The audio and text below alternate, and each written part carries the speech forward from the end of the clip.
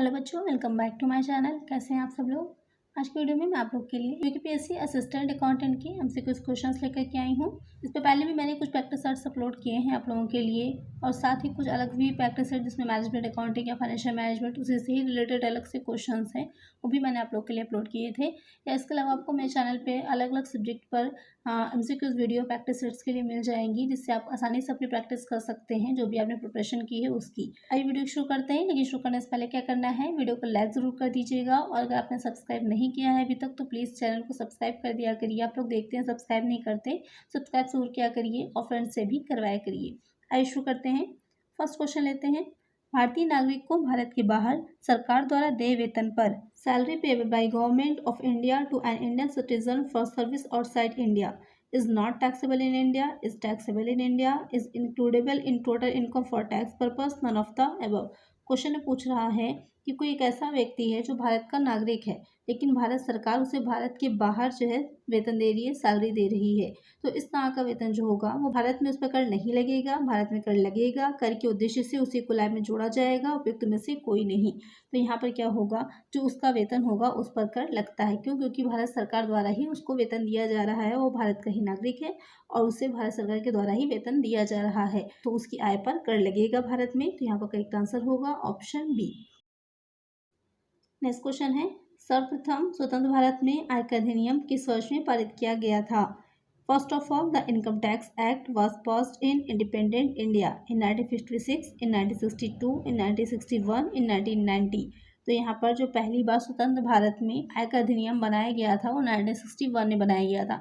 दो क्वेश्चन आते हैं, ध्यान दीजिएगा। कब बनाया गया था तो 1961 हो जाएगा, कब लागू हुआ था तो 1962 होगा। यहाँ पर पूछ रहा है कि कब बनाया गया था या कब पारित किया गया था, तो हो जाएगा 1961। तो एक आंसर होगा ऑप्शन सी। नेक्स्ट क्वेश्चन है, निर्माण करें या खरीदें के निर्णय में निम्नलिखित का ध्यान नहीं रखा जाएगा। विच of the following should not be considered in A make और बाय डिसीजन। आपने पढ़ा होगा मैनेजमेंट अकाउंटिंग में जो डिसीजन लिया जाता है कि हम किसी वस्तु को, किसी प्रोडक्ट को बनाएं या फिर मार्केट से परचेस करें, तो वहाँ पर उस डिसीजन को लेते टाइम हमें किन चीज़ों का ध्यान रखना होता है, या कौन सी ऐसी चीज़ें हैं जो आपको क्वेश्चन पूछ रहा है कि उसका ध्यान नहीं रखते हैं। Potential use of manufacturing capacity, variable cost of production, potential rental income from space occupied by production area, unchanged fixed cost। Question में कह रहा है कि निर्माण करें या खरीदे का निर्णय लेने के टाइम पर किस बातों को ध्यान में नहीं रखा जाता। निर्माण क्षमता का भारी उपयोग बिल्कुल रखा जाता है कि जो भी वस्तु बना रहे हैं, जिसकी उसकी जो मैन्युफैक्चरिंग कर रहे हैं उसकी कैपेसिटी का क्या हम यूज़ कर सकते हैं। उत्पादों की परिवर्तनशील लागत कि जो भी प्रोडक्ट हैं उनकी वेरिएबल कॉस्ट कितनी आ रही है, क्योंकि बहुत इंपॉर्टेंट होती है फिक्स्ड कॉस्ट और वेरिएबल कॉस्ट, क्योंकि सीमांत लागत की मार्जिनल कॉस्ट के बेसिस पे से निकाला जाता है, तो वहाँ पर परिवर्तनशील लागतें बहुत ही इंपॉर्टेंट होती हैं। उत्पादन क्षेत्र द्वारा प्रयुक्त की गई प्रभावी क्षेत्र के किराए से आय, कि जितने एरिया में उस वस्तु का या उस प्रोडक्ट का जो है उत्पादन हो रहा है, अगर उसे हम रेंट पर जो दे देंगे तो उससे हमें कितनी आय होगी। तो ये तीनों ही चीज़ें ध्यान में रखी जाती हैं। कौन सी नहीं रखी जाती? अपरिवर्तित स्थिर लागत की अनचेंज्ड फिक्स्ड कॉस्ट, क्योंकि फिक्स्ड कॉस्ट जो होगी, आप एक वस्तु का उत्पादन करिए, यहाँ पर कई एक वस्तु का एक साथ करिएगा, आपको फिक्स्ड कॉस्ट तो उतनी ही आनी है, इसलिए उस पर ध्यान नहीं रखा जाता। तो यहाँ पर करेक्ट आंसर क्या हो जाएगा? ऑप्शन डी, कि जब इस तरह का निर्णय लिया जाता है कि हमें कोई वस्तु को मैन्युफैक्चर करना है या फिर बाजार से बाई करना है, तो वहाँ पर हम जो उसकी अनचेंज्ड फिक्स कॉस्ट होती है, यानी कि जो अपरिवर्तित है उसमें परिवर्तन नहीं होगा, उस पर ध्यान नहीं देंगे। करेक्ट आंसर होगा ऑप्शन डी। नेक्स्ट क्वेश्चन है, 5 इकाइयों के उत्पादन पर एक फर्म की कुल औसत लागत 30 रुपये है तथा 6 इकाइयों के उत्पादन पर औसत लागत 32 रुपये है। छठी इकाई के उत्पादन की सीमांत लागत होगी। A firm average total cost is ₹30 at 5 units of output and ₹32 at 6 unit of output. The marginal cost of producing 6 unit is ₹2, ₹12, ₹32, ₹42। दोस्तों क्वेश्चन को ध्यान दीजिएगा, थोड़ा सा कंफ्यूज करने वाला यहाँ पर है। जब आप इसको सॉल्व करेंगे तो थोड़ा सा कंफ्यूज होंगे। यहाँ पर कह रहा है कि 5 इकाइयों का उत्पादन जब हम कर रहे हैं तो उसकी औसत लागत जो आ रही है वो 30 रुपये आ रही है, और जब 6 इकाइयों का उत्पादन किया जा रहा है तो औसत लागत कितनी आ रही है? 32 रुपये आ रही है। औसत लागत का मतलब है कि एक यूनिट को बनाने की जो उसकी लागत आ रही है वो 30 रुपये आ रही है। यहाँ पर आपसे कह रहा है कि आपको ये बताना है कि जो छठी इकाई यानी कि जो 6th यूनिट हम बना रहे हैं उसकी मार्जिनल कॉस्ट सीमांत लागत कितनी होगी। तो उसको निकालने के लिए अगर आप सीधे सीधे ऐसे ही निकाल देंगे कि जो 5 इकाइयाँ थी अब 6 हो गई, यानी कि एक इकाई एक्स्ट्रा हो गई, अब 30 पहले थी अब 32 हो गई, तो यानी कि 2 रुपये बढ़ गई। वो आंसर आपका गलत हो जाएगा। इसीलिए कंफ्यूज करने के लिए ₹2 भी दे रखा है आपके आंसर में। आपको कैसे निकालना है, पहले आपको औसत लागत दे रखी है तो उससे आपको टोटल कॉस्ट निकालनी होगी। तो यहाँ पर टोटल कॉस्ट निकालने की क्या करेंगे, 5 × 30 करेंगे, कितनी आ जाएगी, 150 आएगी। उसके बाद जो 6 यूनिट के लिए दे रखी थी तो वहाँ पर 6 यूनिट को बनाने में कितनी आ रही है, 32 आ रही है औसत लागत। मल्टीप्लाई कर दीजिए, कितना आ जाएगा, 192 आ जाएगी टोटल कॉस्ट। अब आ जाएगी आपकी 192 है 6 यूनिट की और 150 है 5 यूनिट्स की। लेस कर देंगे, 192 माइनस 150 कितनी निकल के आई, 42। यानी जो 6 इकाई बना रहे हैं, जो 6 यूनिट बन रही है उसकी लागत कितनी आ रही है, 42 आ रही है। करेक्ट आंसर क्या अब हमारा होगा, ऑप्शन डी। इस तरह के क्वेश्चन में थोड़ा सा ध्यान दिया करिए, अक्सर लोग जल्दबाजी में 2 पर भी टिक कर देते आप लोग, तो आप लोग का आंसर गलत हो जाता। करेक्ट आंसर होगा ऑप्शन डी। नेक्स्ट क्वेश्चन है, रैखिक तथा स्टाफ संगठन में स्टाफ का कार्य होता है। The function of staff in line the staff organization is take advice from line, advice the line, hold authority and responsibility, fix responsibility for performance of tasks in a defined manner upon certain individuals. Question में कह रहा है जो रैखिक staff संगठन, आप लोगों ने पढ़ा होगा कि ये संगठन के प्रकार होते हैं। रैखिक संगठन होता है, रेखा स्टाफ संगठन होता है, कई तरह का होता है। वहीं पे पूछ रहा है कि जो रेखा स्टाफ संगठन होगा वहाँ पर क्या किया जाएगा कि जो स्टाफ होगा उसका क्या रोल होता है। तो उसका रोल होता है जो अपने से उच्च अधिकारी होते हैं या जो भी अपने जो एक रेखा का मतलब लाइन में होता है कि एक के बाद एक सीधी लाइन में चलता है, तो वहाँ पर जो स्टाफ होता है उसका काम होता है एडवाइस देना, सलाह देना। बाकी मानना ना मानना उच्च अधिकारियों पर डिपेंड करता है कि उस सलाह को माने या ना माने, लेकिन वहाँ पर उनका कार्य हो जाता है सलाह देना। करेक्ट आंसर होगा ऑप्शन बी। नेक्स्ट क्वेश्चन है, निम्नलिखित में से कौन सी संपत्तियों पर ह्रास नहीं लगता, विच of the following asset in usually not depreciated, land, building, plant, furniture.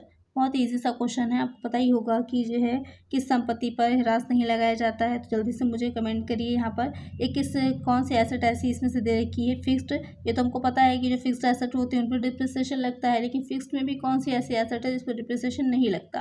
तो आप लोग मुझे कमेंट में इसका आंसर दीजिए।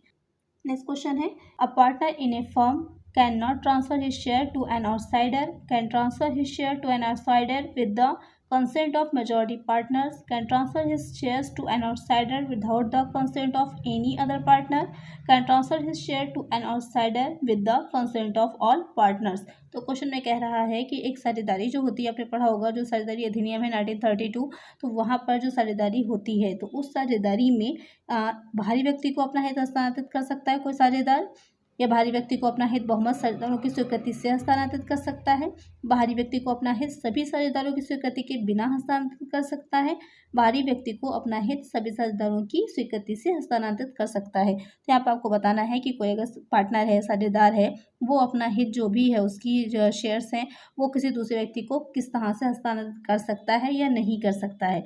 तो वो दूसरे जो भी आपके ऑप्शंस दे रखे हैं उसमें से आपको आंसर बताना है। यहाँ पर वो अपना ही ट्रांसफ़र कर सकता है, लेकिन उसको सभी जितने भी साझेदार हैं उनकी सहमति होनी चाहिए, तभी वो अपने हित को दूसरे व्यक्ति को या किसी बाहरी व्यक्ति को हस्तांतरित कर पाएगा। तो करेक्ट आंसर यहाँ पर हो जाएगा ऑप्शन डी। अगर किसी भी एक साझेदार का कंसेंट नहीं है, यानी कोई भी एक साझेदार पार्टनर जो सहमत नहीं है इस चीज़ से, तो वहाँ पर अपने हित को ट्रांसफ़र नहीं कर सकता। नेक्स्ट क्वेश्चन है, भारत में राष्ट्रीय आय का आकलन किया जाता है। National income in India is estimated by CSO, finance commission, planning commission, Indian statistical institute. Question में कह रहा है कि जो राष्ट्रीय आय होती है इंडियन भारत की जो एक नेशनल इनकम है उसका आकलन कौन करता है, उसको मेजर कौन करता है, CSO करता है, वित्त आयोग करता है, योजना आयोग करता है, भारतीय सांख्यिकी संस्थान द्वारा होता है। उसे कौन करता है, उसे CSO करता है। इसकी फुल फॉर्म क्या हो जाएगी, सेंट्रल स्टैटिस्टिकल ऑर्गेनाइजेशन, इसकी फुल फॉर्म हो जाएगी। तो राष्ट्रीय आय के मापने का कार्य इसी के द्वारा किया जाता है। तो करेक्ट आंसर यहाँ पर हो जाएगा ऑप्शन ए। नेक्स्ट क्वेश्चन है, स्कंद विपणी का सबसे महत्वपूर्ण आर्थिक कार्य क्या है। The most important economic function of stock exchange is to. आपने पढ़ा होगा स्टॉक एक्सचेंज के बारे में कि जो है जो भी सिक्योरिटीज़ होती हैं कंपनीज की वो उसमें लिस्टेड होती हैं, तो उसके बारे में ही पूछ रहा है कि उसका सबसे मोस्ट इम्पॉर्टेंट आर्थिक कार्य क्या होगा। safeguard to interest of investors, help in the capital formation in the country, provide facilities of speculation, provide a ready market for old securities। यहाँ पर क्वेश्चन में पूछ रहा है कि जो स्कंद विपणी होती है, स्टॉक एक्सचेंज होता है, उसका सबसे महत्वपूर्ण आर्थिक कार्य क्या होता है। विनियोजकों के हितों की रक्षा, करता है, देश में पूंजी निर्माण में सहायता भी देता है, परिकल्पना हेतु सुविधा भी देगा, देश में पूंजी निर्माण में सहायता भी करता है, पुरानी प्रतिभूतियों के लिए बाजार उपलब्ध कराना, ये सबसे इंपॉर्टेंट काम होता है। जो भी ऑलरेडी लिस्टेड होती हैं पुरानी सिक्योरिटीज़ होती हैं, उनको खरीदने बेचने का काम जो होता है वो स्टॉक एक्सचेंज में ही किया जाता है। तो ये पुरानी ओल्ड जो सिक्योरिटीज़ के लिए एक मार्केट अवेलेबल करवाता है कि वहाँ पर आसानी से आप उन्हें क्रय विक्रय कर सकते हैं, परचेज और बाई कर सकते हैं। तो करेक्ट आंसर क्या होगा? Option D. नेक्स्ट क्वेश्चन है, एक संयुक्त पूंजी कंपनी के जीवन पर प्रभाव पड़ता है। The existence of a joint stock company is interrupted by the death of its members, the death of its directors, the transfer of share by member, none of these. तो क्वेश्चन में कह रहा है कि एक संयुक्त पूंजी कंपनी जो है एक जॉइंट कैपिटल कंपनी है, तो उसमें उसके जीवन पर क्या प्रभाव पड़ता है? किसी सदस्य की मृत्यु होने का, निदेशक की मृत्यु होने पर, सदस्यों के हस्तांतरण पर, उपयुक्त में से कोई नहीं। आपको पता ही होगा, आपने कंपनी लॉ में पढ़ा था कि जो एक कंपनी होती है, जो संयुक्त पूंजी कंपनी होती है, वो उसका अविच्छिन्न उत्तराधिकार होता है। किसी भी सदस्य के आने जाने, उसके सदस्यों के या किसके जो है जो निदेशक होते हैं, या उसमें किसी सदस्य की मृत्यु हो जा रही है या अपने जो शेयर्स हैं उनको ट्रांसफर कर दे रहा है, तो उसका कोई भी इफेक्ट कंपनी पर नहीं पड़ता है। कंपनी का अपना एक अलग ही होता है, कृत्रिम व्यक्ति माना जाता है, आर्टिफिशियल पर्सन माना जाता है कंपनी को, तो उसका अपना एक अलग ही अस्तित्व होता है। उस पर कोई भी प्रभाव नहीं पड़ता उसके किसी सदस्य की, किसी निदेशक की, किसी संचालक के मृत्यु होने पर, आने जाने पर, स्थानांतरण करने पर। तो एक आंसर क्या होगा हमारा? ऑप्शन डी, उपयुक्त में से कोई नहीं, none of this. Next question है, अधिकार के विवर्तन का परिणाम होगा। काफी इंपॉर्टेंट क्वेश्चन है। Delegation of authority results in avoiding responsibility, centralization of powers at top level, cost line of decision, enabling the managers to distribute their workload. तो क्वेश्चन में कह रहा है जो अधिकार का वर्तन होता है, सबसे पहले ही समझ लीजिए डेलीगेशन ऑफ अथॉरिटी क्या होता है कि जो प्रबंधक होते हैं, मैनेजर्स होते हैं, सारे काम तो अकेले नहीं कर सकते, क्योंकि एक संस्था को, किसी ऑर्गेनाइजेशन को चलाने के लिए बहुत से काम होते हैं, बहुत से डिपार्टमेंट होते हैं। तो वहाँ पर जो भी उनके राइट्स होते हैं उनको वो एक एक करके अलग अलग डिपार्टमेंट में जो प्रबंधक होंगे, इसके सब मैनेजर्स बनाए जाते हैं, उनको ट्रांसफ़र कर देते हैं। और वो मैनेजर्स भी अपने जो होंगे उनके नीचे जो आएंगे सुपरवाइजर्स होते हैं या जो निरीक्षण कर रहे होते हैं, अलग अलग तरह के लोगों को थोड़ा थोड़ा उसमें ट्रांसफ़र कर देते हैं, जो उनके राइट्स होते हैं, अथॉरिटीज़ होती हैं, उनकी ड्यूटीज़ होती हैं। तो इस तरह से एक संस्था में, एक ऑर्गेनाइजेशन में काम चलता है। तो यहाँ पर कह रहा है उसका परिणाम क्या होता है, तो वहाँ पर दायित्व से बचने के लिए नहीं किया जाता। उच्च स्तर पर शक्ति का केंद्रीकरण, इसके लिए भी नहीं किया जाएगा। केंद्रीकरण तो होगा ही नहीं, अगर निवर्तन कर दिया हमने, डेलीगेशन कर दिया अथॉरिटीज़ का, तो वहाँ पर केंद्रीकरण कहाँ से हो जाएगा? सेंट्रलाइजेशन होगा नहीं, केंद्रीकरण हो जाएगा, डिसेंट्रलाइजेशन हो जाएगा। निर्णयों का खर्चीला हो जाना, ऐसा भी नहीं होता। यहाँ पर प्रबंधकों द्वारा अपने कार्यभार का वितरण, यहाँ पर यही चीज़ होती है कि जो मैनेजर्स होते हैं उनके द्वारा क्या किया जाएगा, जो भी उनका वर्कलोड होता है उसको अलग अलग उसमें बांट दिया जाएगा, डिवाइड कर देते हैं, जिससे कि आसानी से कार्य को किया जा सके और जो प्रबंधक हैं, मेन मैनेजर्स हैं, वो ज़्यादा इंपॉर्टेंट जो काम है वो काम कर सकें। तो करेक्ट आंसर क्या होगा हमारा? Option D. नेक्स्ट क्वेश्चन है, विश्व के विभिन्न देशों से एक देश द्वारा एक वर्ष के अंतराल में विभिन्न वस्तुओं और सेवाओं के कुल लेन देन के विवरण को कहते हैं।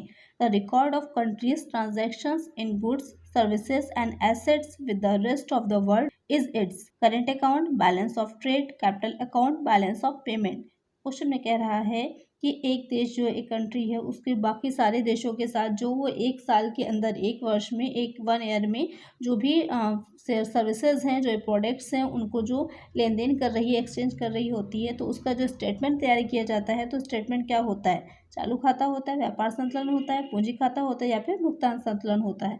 तो वो हो जाता है भुगतान संतुलन, बैलेंस ऑफ पेमेंट। यहाँ पर क्या बात हो रही है? लेन देन दोनों की बात हो रही है, वस्तुओं सेवाओं दोनों को ही शामिल किया गया है। तो यहाँ पर वो क्या हो जाएगा? भुगतान संतुलन, balance of payment.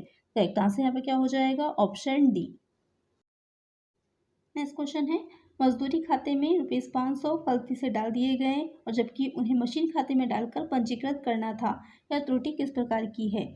An entry of ₹500 was wrongly posted to wages account instead of machinery account. As wages are to be capitalized, it is an error of clerical error, error of omission, error of principle, error of commission. तो आपने पढ़ा होगा financial accounting में आपको पढ़ा था कि त्रुटियां जो होती हैं वो कई तरह की होती हैं। उसी से क्वेश्चन यहाँ पर है आपका कि मजदूरी खाते में 500 रुपये गलती से डाल दिए गए, जबकि उसे कहाँ डालना था, उसे मशीन खाते में डालना था। तो यहाँ पर पूछ रहा है कि वो त्रुटि किस प्रकार की होगी, तो वो हो जाएगी सैद्धांतिक त्रुटि। तो क्योंकि यहाँ पर क्या किया गया, उसे डालना कहाँ था, मशीन खाते में डालना था, लेकिन डाल कहाँ दिया गया, मजदूरी खाते में किया गया। करेक्ट आंसर यहाँ पर क्या हो जाएगा, ऑप्शन सी। नेक्स्ट क्वेश्चन है, अर्थशास्त्र के पिता कहे जाते हैं। Who is called the father of economics, James Keynes, Malthus, Ricardo, Adam Smith. तो अर्थशास्त्र के पिता किसे कहा जाता है, बहुत इजी सा क्वेश्चन है, सभी को पता होगा, एडम स्मिथ को कहा जाता है। तो करेक्ट आंसर होगा ऑप्शन डी। इन्होंने अर्थशास्त्र को धन का विज्ञान माना था। इन्होंने माना था कि जितनी भी क्रियाएं होती हैं सब धन से संबंधित होती हैं, अर्थशास्त्र से रिलेटेड जो होंगी और वही सबसे ऊपर होगा। तो यहाँ पर और जो माल्थस थे उन्होंने जनसंख्या का सिद्धांत दिया था, रिकार्डो ने लगान का सिद्धांत दिया था, और जेमकीस ने दिया था ब्याज की तरलता का सिद्धांत। तो सारे सिद्धांत जो है वो ध्यान में रखिएगा, एग्जाम में अलग से पूछ सकता है, या जो मैथ्स वाले क्वेश्चंस आते हैं वहाँ पर आपसे पूछ सकता है, सिद्धांत दे देगा, साथ में नाम दे देगा, आपसे पूछेगा कि कौन सा सिद्धांत किसने दिया था, तो आपको उसे मैच करना होगा। यहाँ पर करेक्ट आंसर है ऑप्शन डी। नेक्स्ट क्वेश्चन है, सूची एक कंपनी अधिनियम को निम्न में से किसके लिए अपनाया जा सकता है। Table A of the companies act can be adopted for memorandum of association, article of association, prospectus, none of the above. यह भी क्वेश्चन आपको कहाँ से, कंपनी लॉ से पूछा गया है। इसमें पूछ रहा है कि जो टेबल ए होती है कौन सी चीज़ की जगह पर यूज़ होती है, किसके रिप्लेसमेंट में यूज़ होती है। तो यहाँ पर पार्षद सीमा नियम, पार्षद सीमा अंतर नियम, प्रेरण या फिर उपयुक्त में से कोई नहीं, उसको यूज़ किया जाता है पार्षद सीमा अंतर नियम। तो आर्टिकल्स ऑफ एसोसिएशन होता है, उसके सब्स्टिट्यूट में, उसके रिप्लेसमेंट में इसको यूज़ किया जाता है कि जो कंपनीज पार्षद अंतर नियम नहीं बनाती हैं वो इसका यूज़ करती हैं। इसमें क्या चीज़ें दे रखी होती हैं, इसमें दे रखी होती है कि कंपनी के आंतरिक प्रबंधन किस तरह से होगा, जो उसका इंटरनल मैनेजमेंट है उससे रिलेटेड सारी चीज़ें दे रखी होंगी। पार्षद सीमा नियम जो होता है, मेमोरेंडम ऑफ एसोसिएशन जिसे कहा जाता है, उसमें कंपनी की सारी सीमाएं दे रखी होती हैं, वाक्य होते हैं, कॉजेज होते हैं, पूंजी वाक्य है, उद्देश्य वाक्य है, दायित्व वाक्य है, ये सारे वाक्य दे रखे होते हैं कि कंपनी के चारों ओर जो एक सीमा बन जाती है कि इसके अंदर ही कंपनी काम करेगी और किस तरह से काम करेगी, वो चीज़ दे रखी होती है अंतर नियम में। अगर अंतर नियम नहीं बनाया है किसी कंपनी ने, तो टेबल ए जो दे रखी है कंपनीज एक्ट के अंडर में, उसको जो है फॉलो करती है, उसके अकॉर्डिंग काम करती है। तो एक आंसर क्या हो जाएगा हमारा, ऑप्शन बी। नेक्स्ट क्वेश्चन है, मांग की आय सस्ती वस्तुओं के संबंध में होगी। In case of inferior goods the income elasticity of demand is positive, zero, negative, infinite. तो क्वेश्चन में पूछ रहा है कि जो सस्ती वस्तुएं होती, चीप प्रोडक्ट्स होते हैं, चीप गुड्स होते हैं, उनकी आय की लोच कैसी होती है। तो आपको पता ही होगा, अगर आप ही हैं, आपकी इनकम बढ़ जाएगी तो आप क्या होगा, सबसे पहले जो चीप जो गुड्स हैं आप खरीदते हैं उसको खरीदना छोड़ देंगे और आप एक्सपेंसिव चीज़ें खरीदने लगेंगे। तो वहाँ पर क्या होती है, जो आय की लोच होती है वो ऋणात्मक होती है, निगेटिव होती है। करेक्ट आंसर क्या होगा हमारा, ऑप्शन सी। जो इकोनॉमिक्स रिलेटेड अगर आपको और भी क्वेश्चंस की प्रैक्टिस करनी है तो उसकी अलग से प्लेलिस्ट में चैनल पर बनी है, बिजनेस इकोनॉमिक्स के नाम से, प्रिंसिपल ऑफ इकोनॉमिक्स के नाम से। उसका लिंक मैं डिस्क्रिप्शन में दे दूंगी या फिर आई बटन में दे दूंगी, तो आप लोग वहाँ से चेक कर लीजिए, काफ़ी अच्छे इंपॉर्टेंट क्वेश्चन है, तो आपकी प्रैक्टिस अच्छे से हो जाएगी इकोनॉमिक्स की। यहाँ का एक आंसर हो जाएगा ऑप्शन सी। नेक्स्ट क्वेश्चन है, आयकर अधिनियम के अनुसार निम्न में से कौन सी कृषि आय है। According to income tax act which of the following are agriculture income, income from livestock breeding, income from poultry farming, income from cattle breeding, rent received from agricultural land. Question में कह रहा है कि जो income tax act है उसके according कौन सी income जो है वो एग्रीकल्चर इनकम होगी। पशुपालन से आए, मुर्गी पालन से आए, चारागाह से आए, कृषि भूमि से प्राप्त किराया। तो पशुपालन करना तो एक तरह उसका बिजनेस हो गया, मुर्गी पालन भी उसका बिजनेस हो गया कि उसका पोल्ट्री फार्म का बिजनेस है, या चारागाह से आए, या उसको चारागाह उसने बनाया हुआ है, उस वहाँ पर जो भी जो घास है या चीज़ें उगती हैं तो उसको सेल करता है, उससे उसको इनकम होती है, तो वो भी उसकी बिजनेस इनकम हो गई। लेकिन जो कृषि भूमि जो है उससे अगर किराया उसे मिल रहा है तो वो कृषि आय होगी। तो एक आंसर क्या होगा, ऑप्शन डी। नेक्स्ट क्वेश्चन है, कार्ल शेरी प्रदर्शित करती है, time series deals with only secular trend, short term fluctuations, trend, seasonal, cyclical and irregular variations, none of the above. तो जो कार्ल शेरी होती है, आपने पढ़ा होगा कार्ल शेरी के बारे में, टाइम सीरीज के बारे में, तो वो क्या प्रदर्शित करती है, तो प्रदर्शित करती है दिशा को, मौसम को, चक्रीय तथा अनियमित परिवर्तन जो होते हैं उनको। काल श्रेणी काल से नाम ही स्पष्ट हो रहा है कि जो समय होगा उस समय से रिलेटेड चीज़ों को, तो दिशा क्या है, मौसम समय के अनुसार कैसे बदलेगा, या चक्रीय और जो है अनियमित जो परिवर्तन होंगे भविष्य में या पास्ट में हो चुके हैं, उन सब से रिलेटेड चीज़ें जो होती हैं, तो वहाँ पर करेक्ट आंसर हमारा होगा ऑप्शन सी। नेक्स्ट क्वेश्चन है क्रियात्मक संगठन का मुख्य लाभ है। The main advantage of functional organization is specialization, simplicity, expert advice, experience. जो क्रियात्मक संगठन होता है उसका मेन जो एडवांटेज होता है वो होता है विशिष्टीकरण, स्पेशलाइजेशन।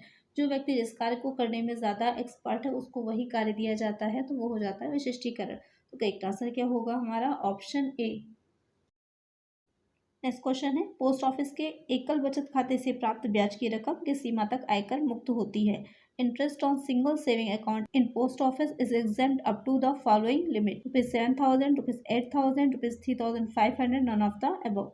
तो क्वेश्चन में कह रहा है कि जो पोस्ट ऑफिस में जो सेविंग अकाउंट खोला जाता है तो वहाँ पर जो कितनी जो इंटरेस्ट मिलता है कहाँ तक जो होगा वो टैक्स फ्री होता है? 7,000 तक, 8,000 तक, 3500 तक, इनमें से कोई नहीं। तो वो हो जाता है 3,500 रुपये तक क्या होगा? एग्जाम्प्ट होता है, टैक्स फ्री होता है। इसके ऊपर जितना होगा वो टैक्सेबल हो जाएगा। तो करेक्ट आंसर क्या होगा? Option C. इस तरह के क्वेश्चंस को ध्यान दीजिएगा कि एग्जाम में पूछ सकता है कि एटीसी की लिमिट क्या है या एटी डी की लिमिट क्या है। आपसे क्वेश्चन में धाराओं से रिलेटेड क्वेश्चन आएंगे। इस पर मैंने अलग से वीडियोस डाली हुई है जो इनकम टैक्स की प्लेलिस्ट है, वहाँ पर आपको मिल जाएंगे सारे क्वेश्चंस, तो आप वहाँ से भी देखकर प्रैक्टिस कर सकते हैं। यहाँ पर करेक्ट आंसर हो जाएगा ऑप्शन सी। नेक्स्ट क्वेश्चन है साझेदारी फर्म की आय में साझेदार का भाग होगा। Share of partner in the income of partnership firm shall be taxable, exempted, fully exempted, partially exempted. तो क्वेश्चन में कह रहा है कि जो साझेदारी फर्म होती है तो उसमें साझेदार का जो हिस्सा होता है वो क्या होता है? तो आपने पढ़ा होगा कि जो धारा 10 थी सेक्शन 10 आपने पढ़ी थी, इसने पढ़ी थी कि कौन सी आय इनकम जो होती है वो एग्जेम्प्टेड होती है, टैक्स फ्री होती हैं। तो वहाँ हमने पढ़ा था कि जो साझेदारों को साझेदारी की आय से एक हिस्सा मिलता है, पार्टनरशिप से जो उनको जो है हिस्सा मिलता है, उनका शेयर मिलता है, वो एग्जेम्प्टेड होता है, टैक्स फ्री होता है। तो करेक्ट आंसर यहाँ पे क्या होगा? पूर्णतया कर मुक्त, फुली एग्जेम्प्टेड। आज की वीडियो में इतना ही, मिलते हैं नेक्स्ट वीडियो में कुछ और नए क्वेश्चंस के साथ। अगर वीडियो अच्छी लगी हो तो लाइक कर दीजिएगा, चैनल पर नया है सब्सक्राइब नहीं किया है जल्दी से चैनल को सब्सक्राइब करिए और फ्रेंड्स के साथ वीडियो को शेयर भी करिएगा। मिलते हैं नेक्स्ट वीडियो में। Thank you.